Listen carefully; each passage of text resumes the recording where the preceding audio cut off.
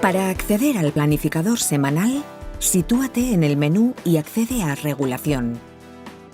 A continuación, selecciona Zona 1 y Planificador semanal. Ahora podrás ver el detalle del plan semanal ajustado día a día. Entrando en el perfil de cualquiera de los días, si seleccionas Añadir periodo, puedes añadir hasta 12 periodos por día, ajustando la temperatura deseada para cada uno de ellos, así como su duración. También puedes copiar la programación entre distintos días.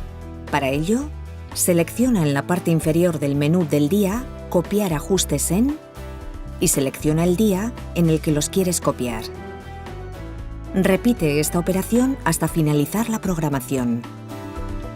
Si deseas borrar la programación existente, selecciona el día que quieras borrar y pulsa Borrar todos los periodos.